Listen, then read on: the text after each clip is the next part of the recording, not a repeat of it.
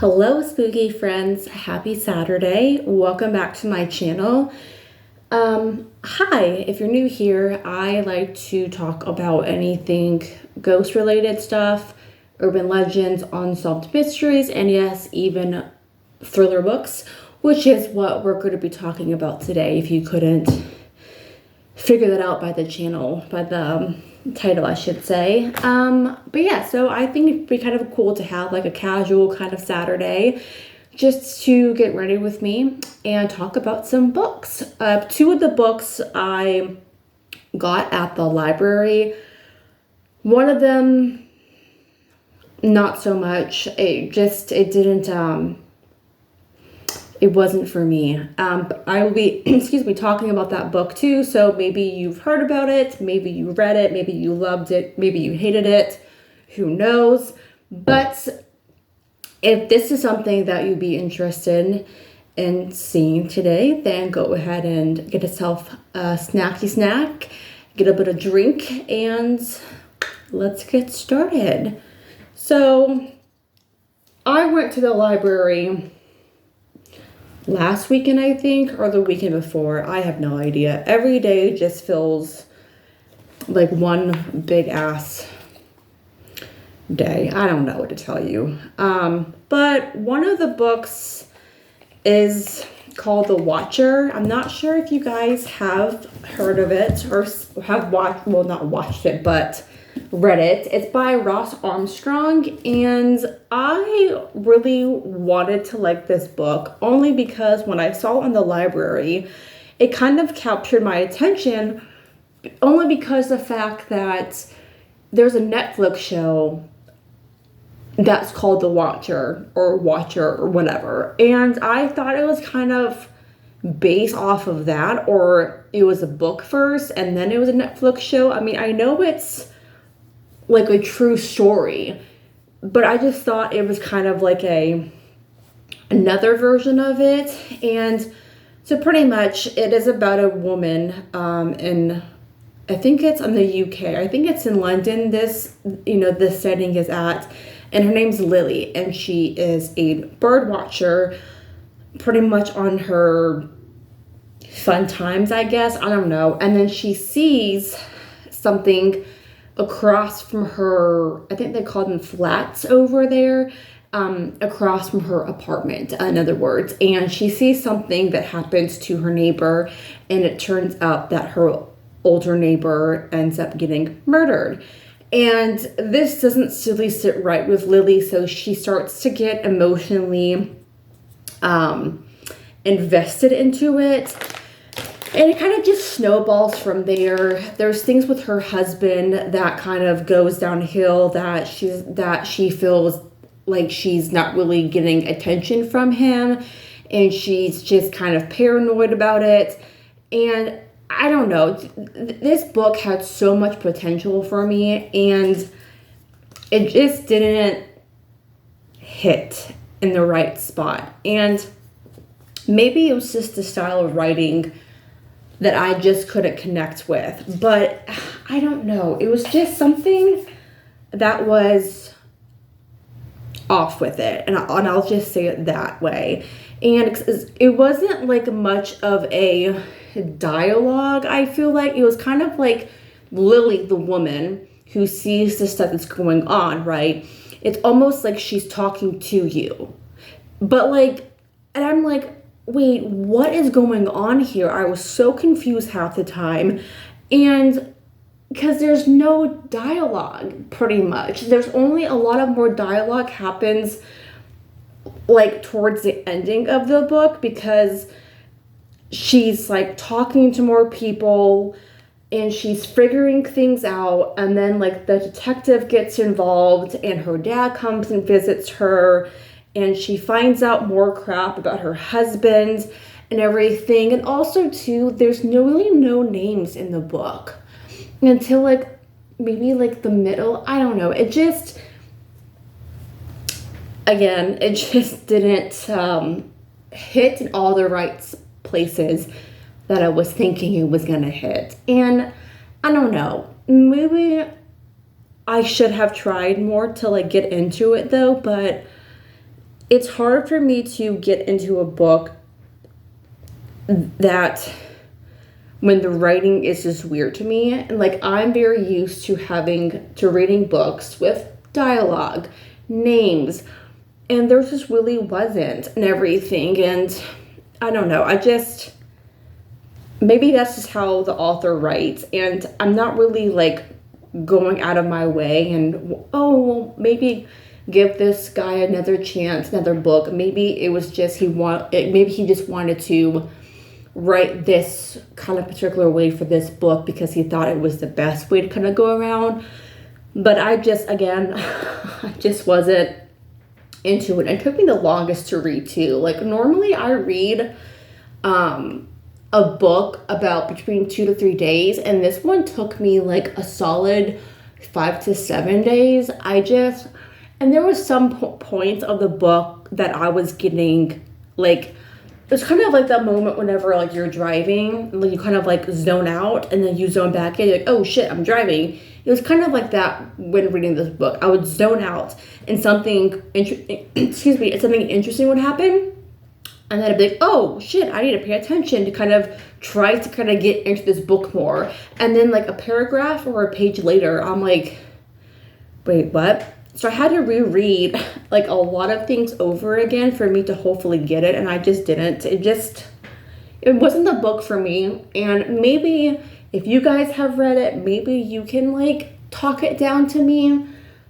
Maybe I just missed the mark from like the very beginning. I don't know. I mean, I was just confused the entire time, and I know it doesn't take me like a lot to get confused, but this book had me shook, to say the least. And don't mind this big ass freaking pimple on my forehead. It won't go away. And I'm thinking like, oh, is it a bug bite? But it doesn't itch, so I don't know. But anyways, the next book, side note, the rest of the books I'll be talking about, so good. So good. I don't even, if you ask me, Kelly, rate the books 1 to 3. I really couldn't tell you because they were so good. Yeah, like, so the next book, so good. It's called The Exorcist House by Nick Roberts. And when I saw this book, I saw this on another girl's Instagram. She has a lot of I think her name's like Mina or something on Instagram. I can't remember her name.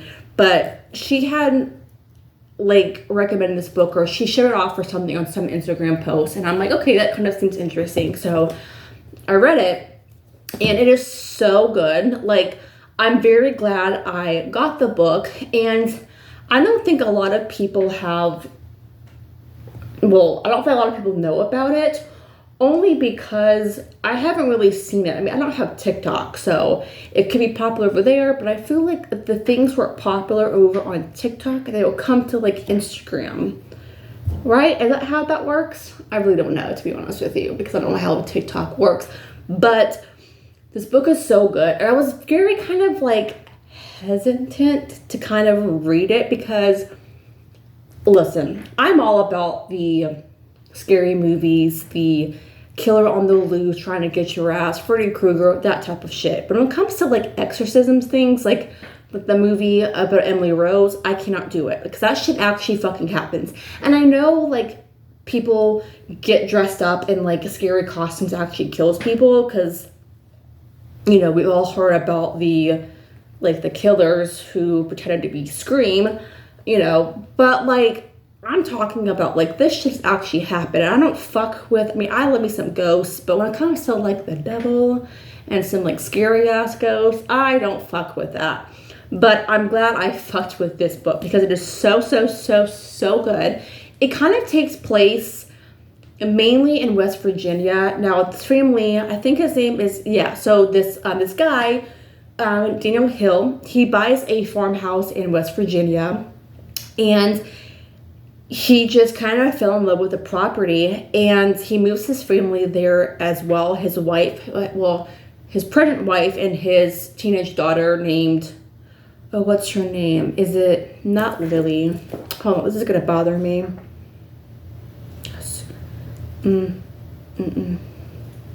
I just had it too. I just checked and I fucked up. Something's gonna come to me, but oh my god, I cannot find it. Of course. But oh, Alice. Alice is the teenage daughter and Nora is Daniel's pregnant wife. Got it? Okay, cool. So they move in. Okay, well actually, okay, well they buy the home, right? This like farmhouse in West Virginia. But Daniel, he wants it to get fixed because of how the farmhouse was left after the previous owner died. Just to kind of put it that way, he hires a construction company with a couple of guys to fix up the house for Daniel and his family before they move in.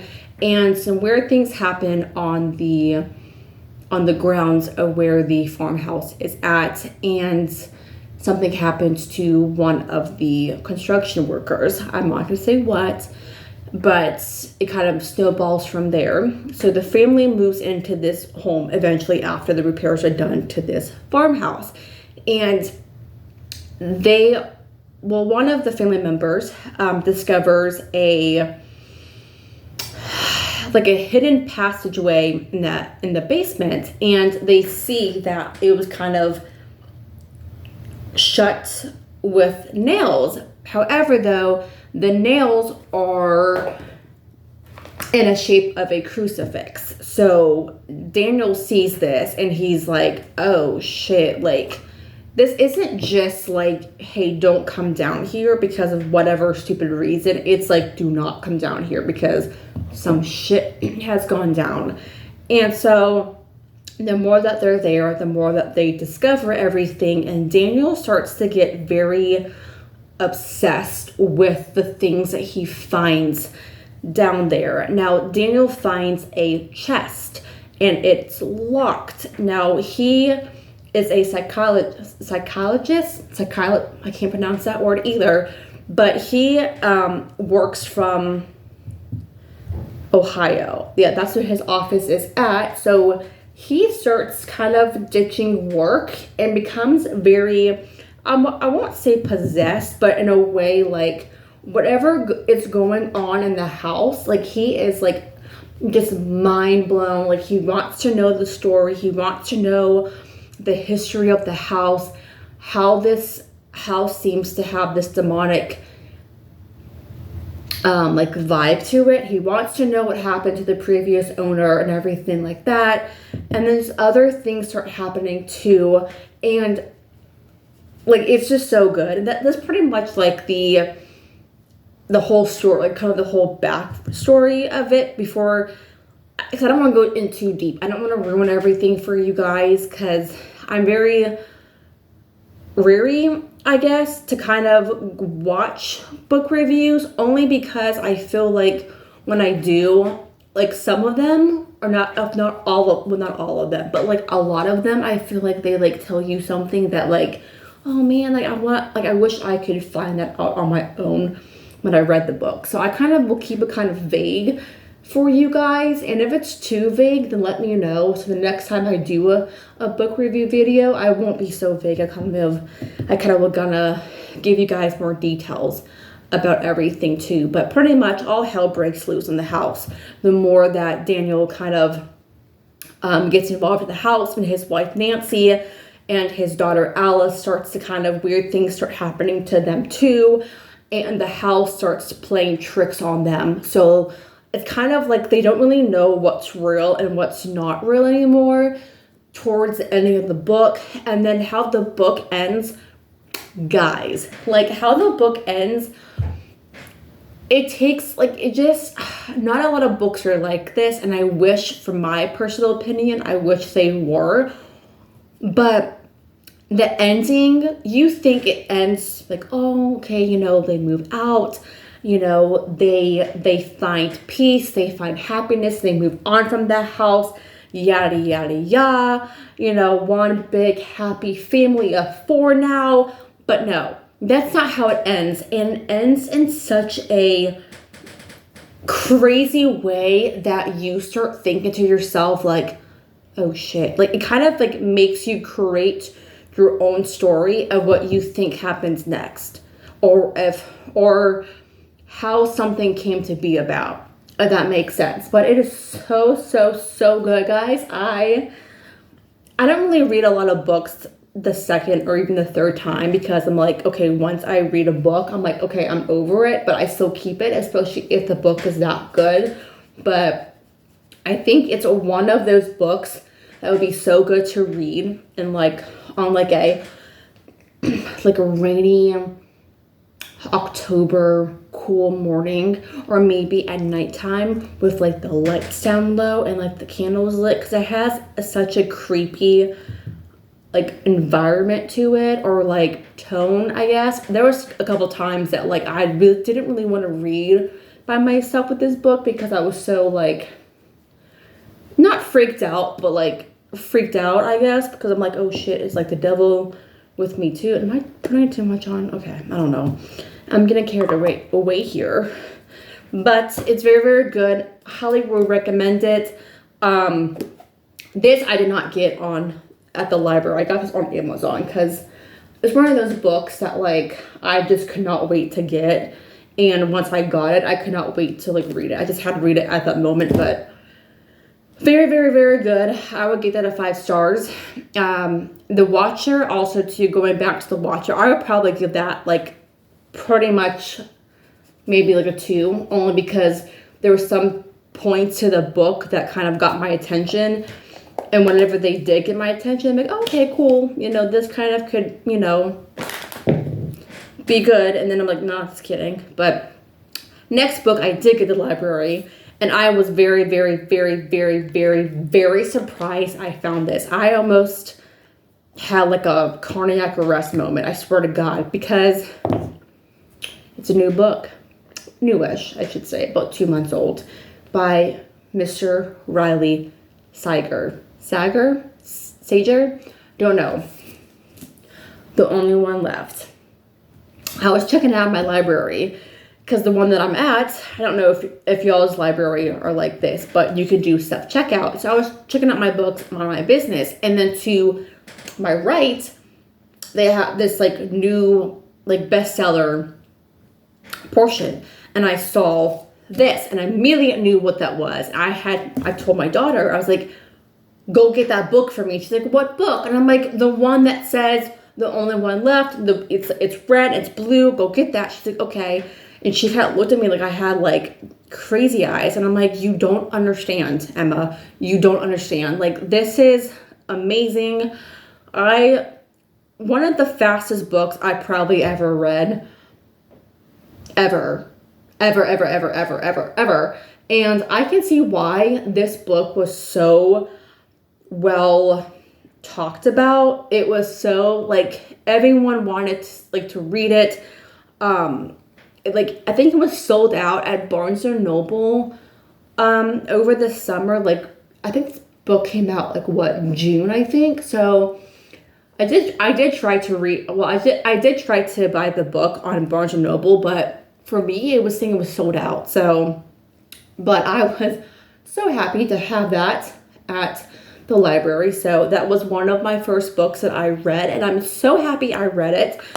It's like a mind-blown book. It just talk about so many plot twists like ever imaginable. It was just crazy. And pretty much if you have not read it, and if you have not heard about it or know what's it about, let me tell you. It is about a woman named, oh my God, how did I just forget that? Named Kit. And she is a caregiver. She's not a nurse, but a caregiver. And she is going through some personal shit herself in her personal life. So there was things that that has happened, unfortunately, that got her not unemployed, got her on sabbatical or whatever the word is. suspended. She got suspended from her job as a caretaker for about 6 months due to her previous client I won't tell you about. And when her boss comes to her and says, "Hi, we have a new job for you," it is at this Hope's End mansion. And everyone in the town where this story takes place kind of knows what happened at this mansion. Is called Hope's End. And pretty much a family of 3 was murdered. And Lenora is the woman that everyone thinks murdered her own family when she was 17 years old. Her mother was stabbed at the base of this grand staircase. Her father was also stabbed, and I believe his throat was sliced in the one of like the other rooms. I think it's like the billiard room where like the pool table is at. And then her sister was hung as well. So everyone in this kind of the town kind of knows about, like I just said. And so also, of course, Kit knows what happened too. So she's kind of like, do I have to go there? And Kit's boss is like, yeah, this is the only job available. And kind of like almost like punishing her for what happened to her previous caretaker. So Lenora's like, well, shit. Like I don't have much in savings anymore, and I just have no choice but to take this job. And so mind you, also too, I'm sorry, I talk a lot. The murders had happened in 1929, and this, I believe, was like 54 years later. So, and Lenora, who is in need of a caretaker, she unfortunately, I say unfortunately because, she was the prime suspect in her family, being murdered, but she has not had the best of life, because she's been trapped inside of Hope's End ever since she was a teenager, because she kind of has a lot of health issues, unfortunately, which really, really sucks. She can't talk, and she also cannot move. The only body part that she can move is her left hand. That is it. So she definitely will need a caretaker, right? So Lenora gets there, and she, like Lenora's previous caretaker, which her name is Anna, she ends up missing. So not missing, but everyone in the rest of the staff of Hope's End, they just think that the previous caretaker for Lenora, her name's Anna, they just thought that she kind of got spooked one night and just ran away. And I don't want to say too much about it, but she did not run away. So you can just imagine what I mean by that. And again, yeah, so Kit kind of just starts getting very, very invested, and she wants to know what really happened, because she starts to think, like, did this woman really kill her family? She seems so fragile, she seems so sweet. And then also too, in her room left by the previous caretaker, there is a typewriter. And so sorry, I can't really talk with my mouth open, obviously. But so even though she can't speak Lenora, she can still kind of try to get her attention by looking somewhere and maybe making her eyes go wide, or just things like that, to kind of stare at something for that person that you're trying to get someone's attention to look at something. You know what I mean? Cool. So there's a typewriter in Lenora's room, and meaning Kit, discovers that she can type only with her left hand, so you can imagine how slow it could be. But Lenora is saying to her, she's typing everything out, hey, I want to tell you everything. I want to tell you the truth. So, of course, the more that she finds things out, she kind of does her own research, and, she kind of starts suspecting people in the home are responsible for the previous caretakers like her being missing, and she kind of finds the truth out eventually, and she's like, oh shit, like what the hell. But this book is just a plot twist after a plot twist. Like it really, really is. And it does end on a happy note, and I don't like books that do that, but this had so many plot twists in it that like I didn't see coming. So that's why I give this book still a 5 out of 5. Like it's just freaking phenomenal.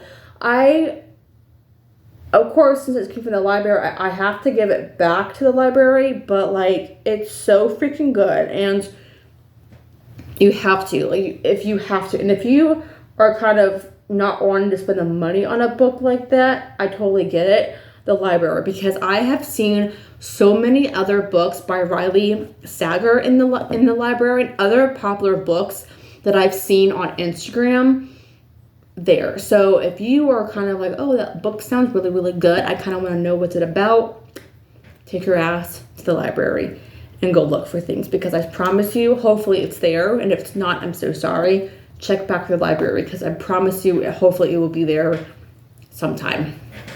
The next book I'm going to talk about is called The Drowning by J.P. Smith. Now, I have not heard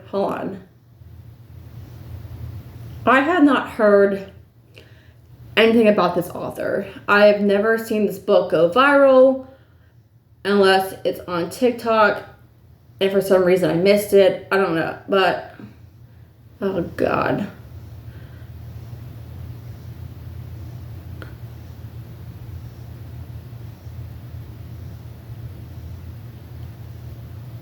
Well, I overdraw my top line, but hopefully it's not too bad. But this book is so good. It takes place in a camp, and this guy named Alex Mason, I believe, he is one of the the counselors there at this camp, and he is a part, I guess, besides of being a counselor, he is like a swimming kind of teacher there.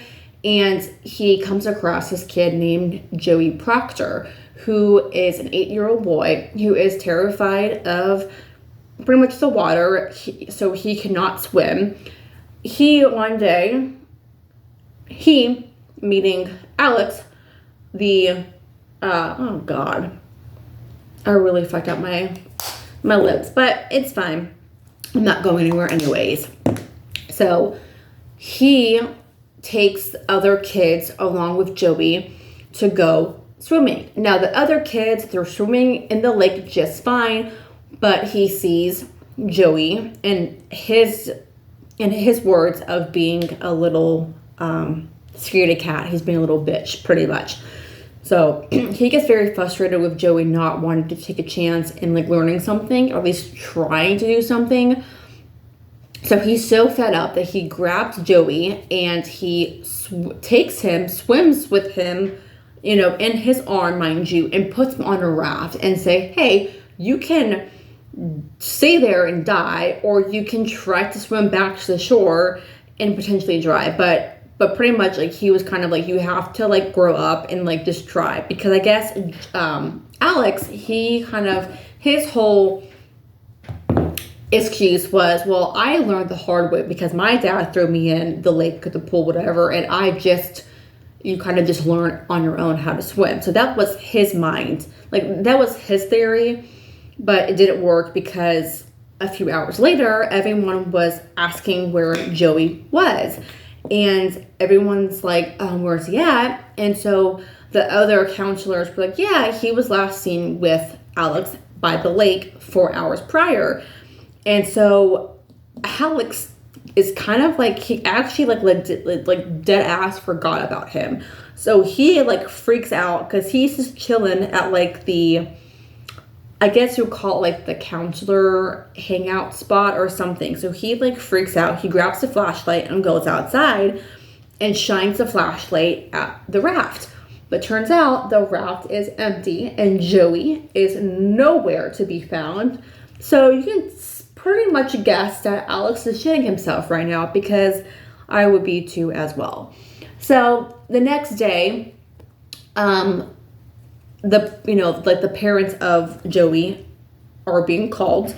And mind you, Joey's parents aren't the best, they aren't in the best spot right now, I should say. Because Joey comes from a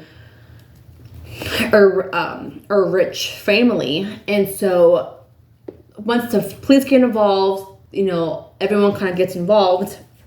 They kind of do a search on the lake to see if maybe he got off the raft, maybe he drowned, to try to check for a body. There was no body found, nowhere. He completely goes off the grid, nowhere to be found ever again, pretty much. So 20 years later, the counselor, Alex, he's a very successful real estate guru, I guess, and everything. And so weird things start happening to him. There's like blood in the pool.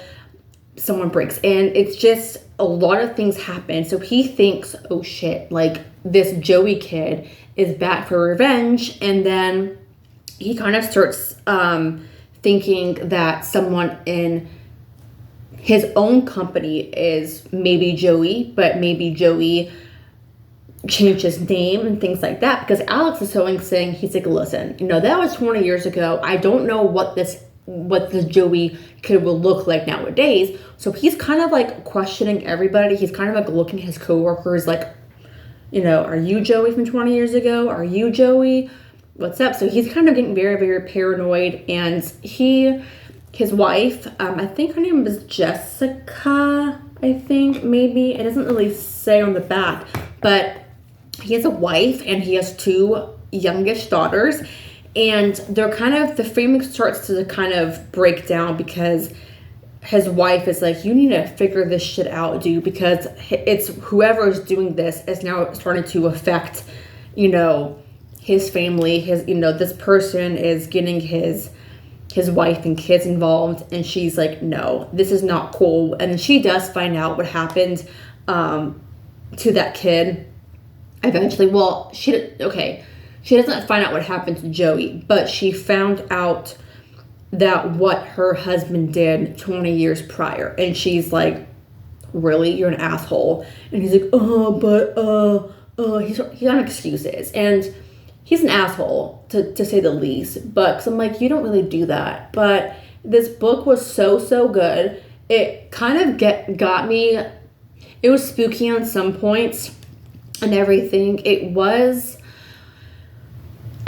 I wouldn't say a plot twist, but it was very interesting. I loved the writing of this book. I loved it, guys. I loved it. I don't think there was any kind of real major plot twist of the book, to be honest. It kind of gets you guessing of like, oh shit, like about like Joey and everything like that. And I think it's very, very good. I would definitely keep this book, is what I'm saying. But I would rate this book still a 5 out of 5 because it kept me on my toes. I did read this book within 3 days, I think, or so. It's kind of one of those books. All of the other 3 books that I read besides The Watcher, I kind of, this might be really weird, but it's confession time, I feel like. But I get so, if I'm really vibing with a book, right, I get very emotionally invested into it to where I wake up every morning and first of all, the book that I'm reading at the moment is on my nightstand, right? So it's like, okay, when I wake up in the morning, I look at my book, okay? And it's the first thing I think about, pretty much. And I just read it for a couple hours before I start work. And then I read it on my lunch break. And then I read it at nighttime for a little bit here and there. But it's just what I like to do, okay, with my books. But it's so good. This is what it looks like, too. I don't know. I've never really I really haven't seen anything about that J.P. Smith author.